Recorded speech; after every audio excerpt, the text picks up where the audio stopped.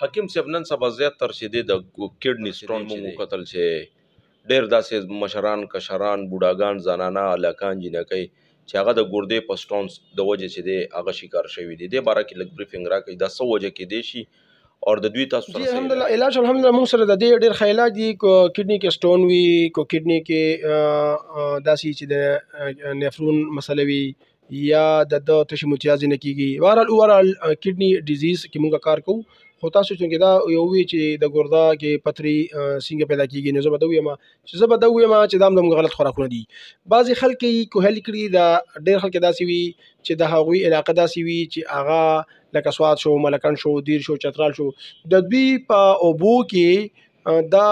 شګه ټایپ وي، ریت وي، چې هغه بس کې کېږي نه ظاهره ده چې او دا هغه پیشنټ دغه علاقې نه چې موږ څو اکثر پیشنټ راځي نه کډني سټون کډني پیشنټ راځي د دې وجې سټون کېږي. بل کرسټل چې جوړېږي دا د غلط خوراکونو وجې جوړېږي، خاص کر چې اکثر موږ بعضې ځینو کې خلکه دا چکن وغیره خو د هغه هډوکي چوپي هډوکي خوري د دې نه چې کوم دي کډني سټون پیدا کېږي. او د دې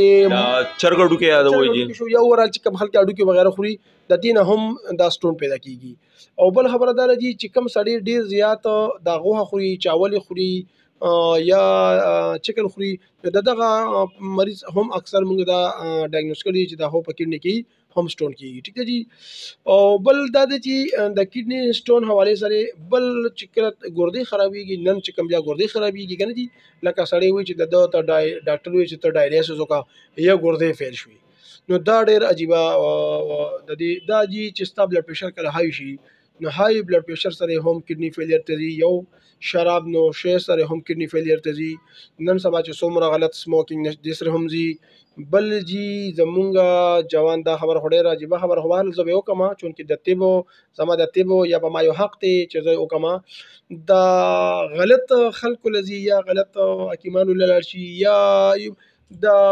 مردانه زما په خلی به الفاظ نه راځي خو زه کوشش کوم مردانه طاقت دپاره چې کوم میډیسن خوري هغه وختي میډیسن وي چې به هغه ما وخورل هغه داسې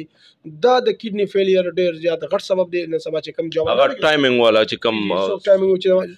د دې به تاسو بیا ځان له یو ان شاء الله تاسو باندې چونکې لږ وخت راکړی دی چې د ګردې د کله سړی اوس د خاص وخت کې کوواله سره ملاویږي نو په طب کې خو لیکلي چې د 3 منټو نه د انسان چې کوم طبیعي ټایم د کم نه پکار او د 15 منټو نه زیات نه پکار. زمونږ خلک اکثر ما خلک راشي زه ما سره د میډیسن نشته، زه پراپر علاج کوم خو وختي د پاره نه چې دا ما ټایم دونه شي ځکه چې دا اوس کله سړی د کوروالي کې نه دي نو بلډ ډېر تیزه سره د کډني نه تیریږي نو چې کله ته ګولې خوري هغه بلډ کې دومره هیټ پیدا شي او بیا ته هغه ډیوریشن ستا زیاتیږي نو دا نیفرون دې سره سوزشناک چې انفلامیشن دي کې پیدا شي چې کله انفلامیشن شو کډنی نیفرون کې انفلامیشن شو نو خود ستا یورین بیا نوځي او ستا کریټینین نه بار کېږي ستا یوریا نه بار کېږي نو دې سره کډنی فیلیر ته ځي. نو مطلب چې خلاصه کلام دا چې مین وجه د کډنی فیلیر دا یو هم سبب دی.